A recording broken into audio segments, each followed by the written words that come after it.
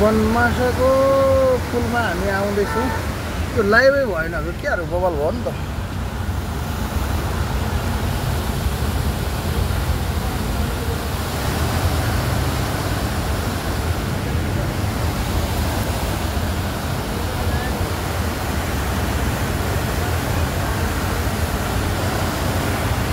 Video बना ल सोल्तातिरको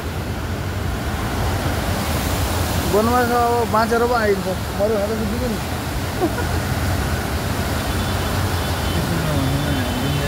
जिन्दगी लामो छ होइन बेटा, बहुत लामो छ। बहुत सङ्घर्षको जिन्दगी हो क्या, बहुत सङ्घर्ष। 84 चोला भन्छन् नि, माथि गएर भेटिकै यहीँ हुन्छ होला। कतिखेर खाना खायौँ, कतिखेर भोकाइरह्यौँ, कतिखेर रड्दा पढ्यौँ, कतिखेर केही घटना घट्यो। अहिले यो हो क्या चोला। एकदमै हामी कतिखेर कुकुरको दुइनी भयो होला, कपडा पाउन होला, नाङ्गै हुने।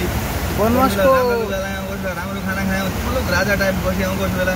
यही हुन्छ चोला भने। बनमासको पुल पुगिसक्यौँ। मलाई भिनाजुले भने एकदमै राम्रो हो, तर मेरो भाउजूसँग पनि भेट भएन। भाउजूले चाहिँ एकदमै दुःख मान्यो। त्यहीको लागि म सरी भन्न चाहन्छु भाउजूलाई। मैले गलत दिएँ, के भन्ने अब। बनमासको पुल क्रस गर्दैछ हाम्रो गाडी। सम्पूर्ण दाजुभाइ तथा दिदीबहिनीहरूलाई यो बनमासको पानी अथवा पुल यहाँको देखाइराखेको अवस्था हेर्नुहोस्। एकदमै बहाव बढेको छ पानीको, तर पहिलाको जति छैन। पानी कम भइसकेको छ होला, त्यही पनि खुब धेरै छ। जब एकदम टन्न पानी छ। हामीभन्दा अगाडि उत्तराखण्डको गाडी लागेको छ है, फेरि महेन्द्रनगर लेखेको छ हल्दानी, बनमासा टु हल्दानी भने त्यो। तर हाम्रो गाडी चाहिँ बनमासा हल्दानी जाँदैन, सिधै धनगढीबाट महेन्द्रनगर, धनगढी जान्छ, बजारसम्म पनि जान्छ।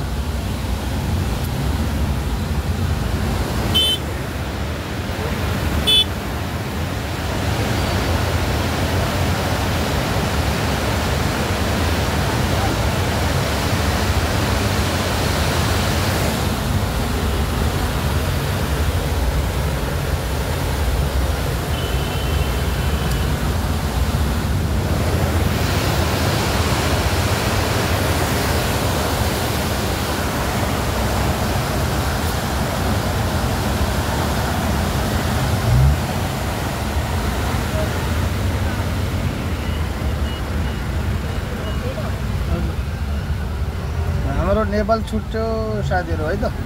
नेपाल छुट्यो। बनमासको पुलसम्म हाम्रो नेपाल छ, त्यहाँबाट हामी छुट्यौँ। ल अब हामी इन्डियातिर रमाइलो गर्दैछौँ। नेपालतिर प्रवेश भयौँ। अरे पानी सिद्धिएको भिना यहाँको।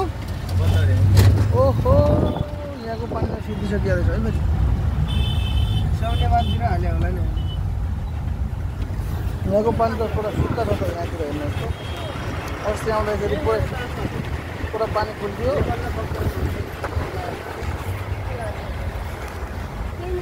सबै पानी नेपालतिर हाल्ने अब यहाँतिर चाहिने भयो र सबै यहाँतिर हाल्यो। नेपालमा पनि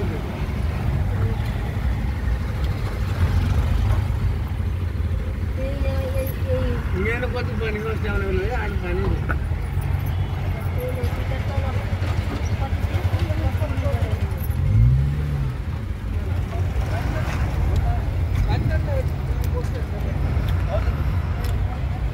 हस्, नमस्कार नेपाल, बाई बाई नेपाल।